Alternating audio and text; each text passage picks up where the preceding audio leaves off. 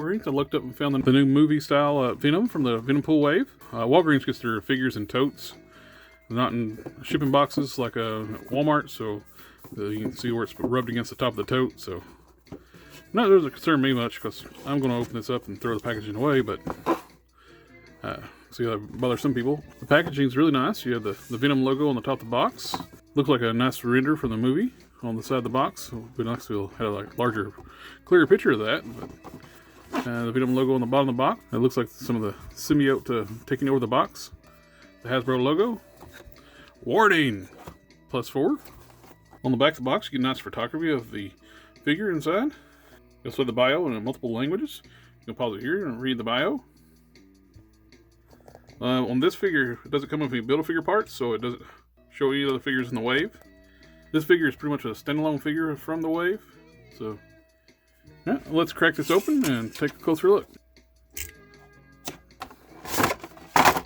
Here with the Venom in the plastic tray, we see he has 2 extra fist hands, an alternate head with a closed mouth.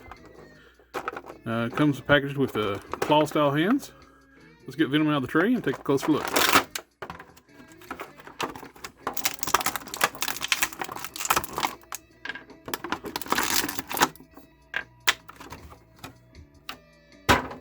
Here's Venom outside the packaging. It's a very good looking figure. I really like the sculpt of the figure.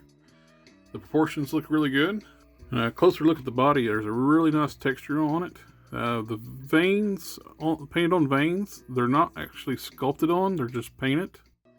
There actually are veins sculpted into the mold, but the painted veins don't really line up with those. On a few spots it does, but I kind of wish the vein work was a little more subtly painted instead of being painted white. Or been like a grayish tone, or set a different finish in the black, or like they did like on a glossy black would be a kind of neat effect too. The head doesn't have the same texture as the body. It's actually a smoother sculpt. I don't know why they decided to make the head a different texture. Seems like it would have matched. It would look a lot nicer if they actually continued the same texture up onto the heads. Both the heads are the same way. They're a smooth sculpt. Both the claw hands and the fist hands have the veins painted on them. The hands are easy to swap. There's a simple peg system like most modern Marvel Legends. Same with the head. It's just ball peg. The head's on a barbell joint. I wish it really had a disc hinge. Barbell joint on this one's very short, so that's all the range of motion the joint can move. You can roll around a little bit, but once the head is actually on the figure, you get no up. It looks down pretty good, but up, that's as far as you're going to get. He's going to look straight ahead. Let's do a quick rundown on the articulation of this new figure. As is pointed out, the head is on a barbell joint, and it looks far as it can go up, look down, 360, get a little bit of tilt, a little attitude on the head. The shoulders are on a disc hinge, they can go up quite a bit, past 90, full 360. Bicep swivel, full 360. Double joint elbows.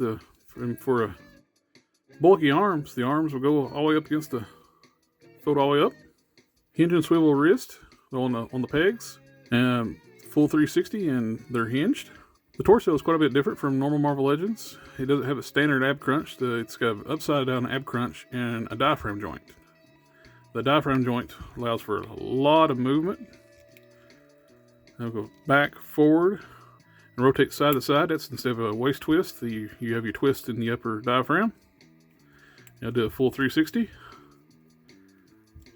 And plus you also have the upside down ab crunch, which, and working together, you can go back this far and crunch all the way forward.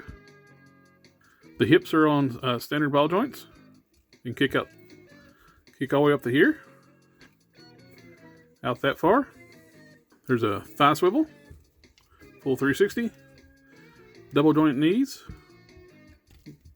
kick all the way up, actually touch the back of his lower back, There's no boot cuts, which I'm glad, because it would look really ugly on this joint, similar to the, like when they did with the old Venom with the boot cut down here, and it looks ugly when you use it. He has hinged ankles and ankle pivots. Let's do a little bit of size comparisons. Here we have the new Venom next to a Pizza Spidey, and the old Venom on the Hyperion body, which emphasizes how much better this one looks. I really hope they give us a new comic book style Venom on this body with different feet. Here we have Venom next to the Tom Holland Spider-Man and the Nick Fury. Here we have Venom next to Wolverine and Bucky Cap. And in case anyone is curious, you can actually swap the head out with the previous comic book style Venom. Same size ball joints. And that head actually looks really good on this body. There's one other head swap I'd like to try on this figure before wrapping up. And Sabretooth. We so need a better Sabretooth. The Hyperion mode just does not do the character justice. I'm thinking this new body would actually be great for Sabretooth. Let's give this a try.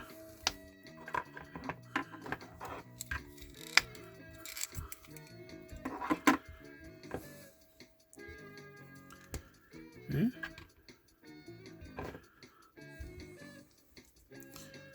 He doesn't have a peg in the back, so I'm just going to rest this on the shoulders just to get an idea.